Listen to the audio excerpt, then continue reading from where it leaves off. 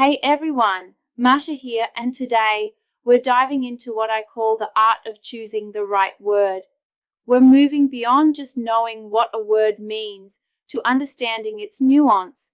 This is where your English truly becomes sophisticated and precise. For English learners and great communicators, simply knowing a word isn't enough.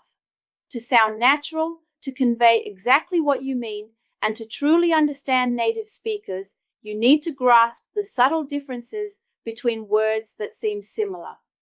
Today, we're going to explore three key areas of vocabulary nuance: synonyms, collocations, and connotations. Ready to sharpen your word sense? Let's dig in. First up, synonyms. We all know synonyms are words that have similar meanings. For example, big and large are synonyms. But here's the crucial point. No two synonyms are exactly alike.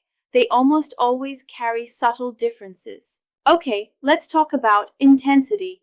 How strong or extreme the meaning is. Example, think about the word happy.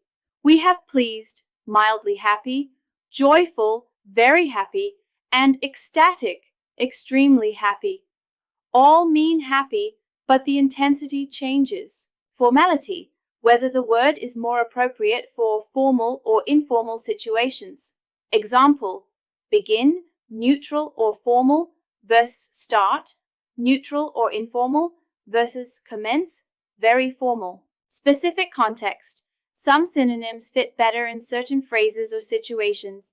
Example, you can walk, neutral, stroll, walk leisurely, stride, walk with long, confident steps, or trudge, walk slowly and heavily, often due to tiredness.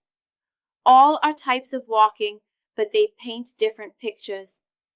The takeaway: don't just pick any synonym. Think about the precise shade of meaning you want to convey. Next up, I am going to talk about collocations. Collocations, words that go together. Naturally, this is where English can sometimes feel a bit illogical, but it's essential for sounding natural.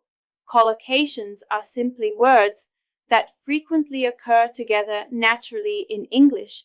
Native speakers use them without thinking, and if you use the wrong combination, it can sound awkward or unnatural, even if grammatically correct. Example, we make a decision, we don't do a decision. We do homework, we don't make homework. Another example, we say heavy rain, not strong rain. Even though strong and heavy can be similar in other contexts, with rain, heavy is the natural partner. Consider take a photo, not make a photo, have a rest, not take a rest. Why are they important? They make your English sound natural and fluent. They help you avoid awkward phrasing. They're often not logical.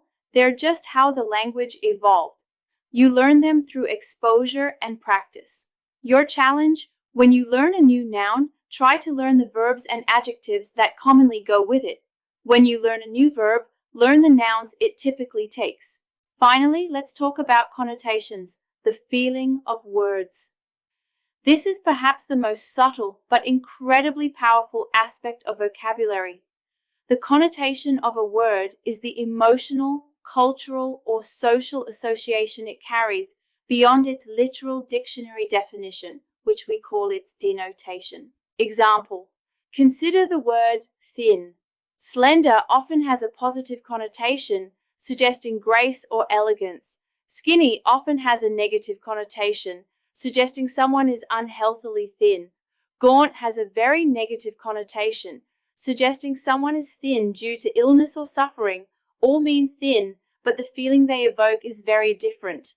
Another great example, childish versus childlike. Childish usually has a negative connotation, meaning immature or silly. Example, his behavior was very childish. Childlike usually has a positive connotation, meaning innocent or charming. Example, she has a childlike wonder about the world. Think about house, neutral, just a building, versus home, warm, emotional, a place of belonging. Or politician can have negative connotations for some, versus public servant, more positive, emphasizes service. Why are connotations crucial? They allow you to convey precise tone and attitude. They help you avoid accidentally offending someone. They deepen your understanding of implied meanings in texts and conversations. Connotations can also be highly cultural, so paying attention to how words are used in different contexts is key. Conclusion: become a word detective. Investigate. So, there you have it, the fascinating world of vocabulary nuance. We've explored how synonyms aren't identical, how words naturally pair up in collocations, and how words carry emotional weight through connotations. I know this takes time and conscious effort. Your mission now is to become a word detective. Observe. When you read or listen to English, pay close attention to word choices. Why did the speaker or writer choose that specific word instead of another? Use a good dictionary or even Google.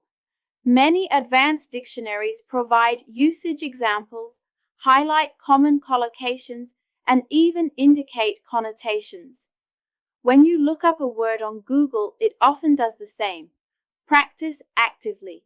When you write or speak, pause and ask yourself, is this the best word? Does it convey the exact meaning and feeling I intend? This attention to detail will transform your English from good to truly excellent. Keep up the amazing work, and I'll see you in the next lesson.